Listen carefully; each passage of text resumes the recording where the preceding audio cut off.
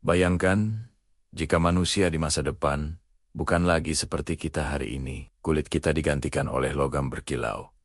Pikiran kita bisa terhubung langsung ke internet, dan tubuh kita tidak pernah lagi merasakan penuaan. Ini bukan lagi fiksi ilmiah, tapi kemungkinan nyata yang ada di depan mata. Dunia kita berubah lebih cepat dari yang pernah kita bayangkan. Kecerdasan buatan, robot, dan bioteknologi mulai mengambil alih peran yang selama ini hanya bisa dilakukan oleh manusia. Pertanyaannya sekarang adalah, apakah kita sedang berjalan menuju masa depan yang luar biasa indah, atau justru sedang menggali jurang kehancuran yang kita ciptakan sendiri? Dalam video ini, kita akan membongkar skenario paling liar tentang nasib manusia dalam 100 hingga 1000 tahun ke depan dan mungkin apa yang akan menggantikan kita. Revolusi digital yang kita alami sekarang hanyalah pemanasan. Yang berikutnya jauh lebih dahsyat. Namanya revolusi transhumanisme, sebuah era di mana manusia mulai menyatukan tubuh biologisnya dengan mesin. Coba lihat proyek Neuralink dari Elon Musk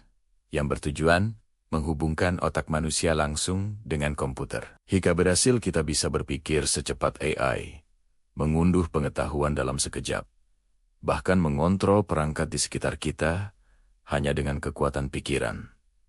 Keren kan? Di sisi lain, bioteknologi dan rekayasa genetika membuka kemungkinan untuk merancang bayi. Bayi yang terlahir super cerdas, super kuat, dan kebal dari segala penyakit. Tapi di balik semua keajaiban ini, muncul pertanyaan etis yang sangat besar. Apakah kita masih bisa disebut manusia jika pikiran kita sudah menjadi mesin dan tubuh kita sudah dimodifikasi menjadi sempurna? Di mana batas antara manusia dan ciptaannya? Kita sering melihat AI sebagai alat bantu. Tapi bagaimana jika AI bukan lagi sekadar alat? Bagaimana jika ia mulai memiliki kemampuan untuk berpikir secara mandiri? Dalam beberapa dekade ke depan, kita mungkin akan menyaksikan kemunculan Artificial General Intelligence atau AGI, AI, dengan tingkat kesadaran yang setara atau bahkan melebihi manusia. Banyak ilmuwan, termasuk Stephen Hawking dan Elon Musk, telah memperingatkan kita, jika tidak dikendalikan dengan sangat hati-hati, AGI bisa saja memandang manusia sebagai ancaman.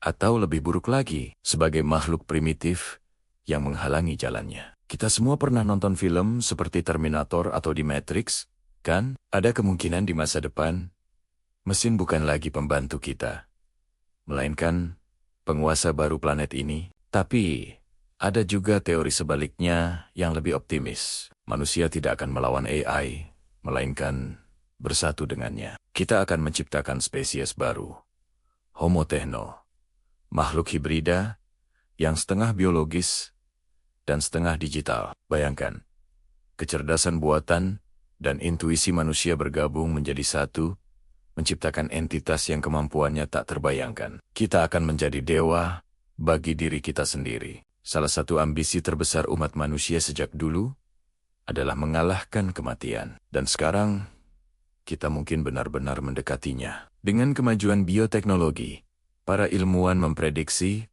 umur manusia bisa diperpanjang hingga ratusan tahun, bahkan lebih.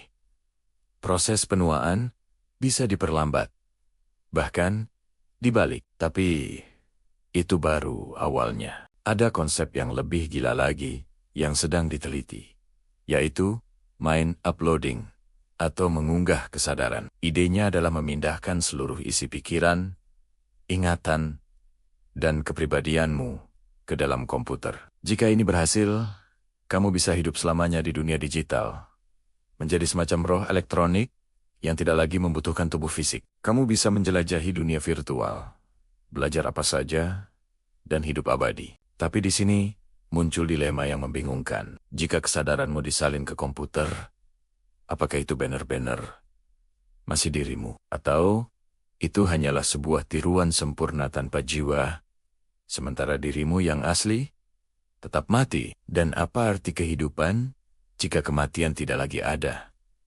Apakah kita akan bosan setelah hidup 1000 tahun? Sementara kita sibuk dengan teknologi, kita tidak boleh lupa bahwa rumah kita, bumi, perlahan mulai kehabisan sumber daya.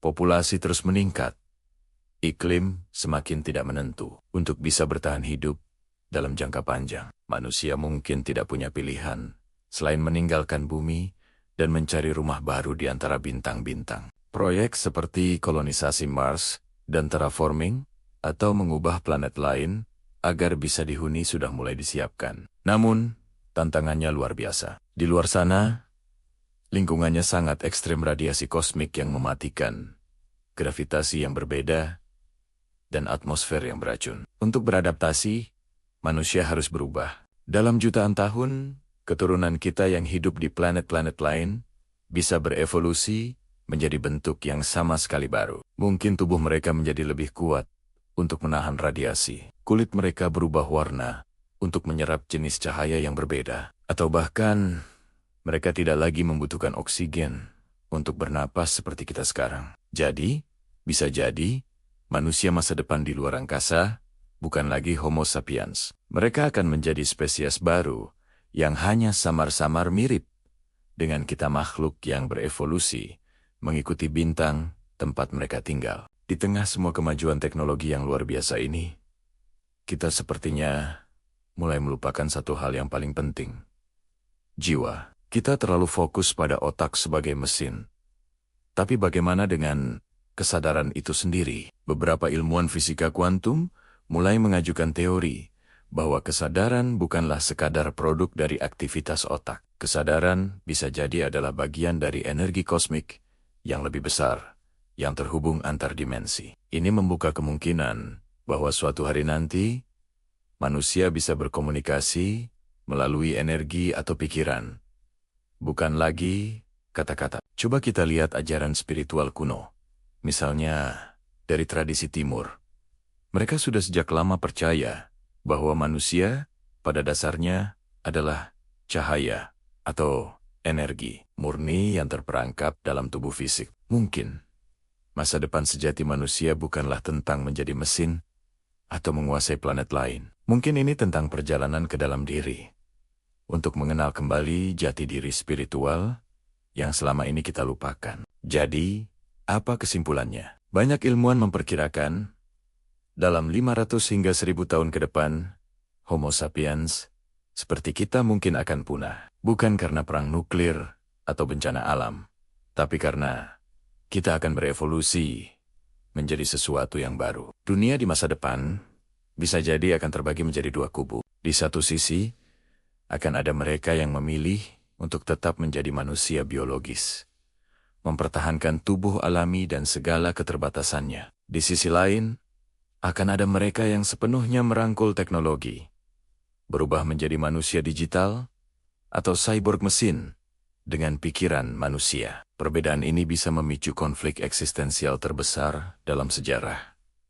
Konflik antara daging dan logam, antara jiwa dan algoritma. Mungkin manusia tidak akan punah sepenuhnya, tapi berubah menjadi sesuatu yang tidak lagi bisa kita sebut sebagai manusia. Pertanyaannya sekarang, apakah evolusi ini adalah sebuah kemajuan?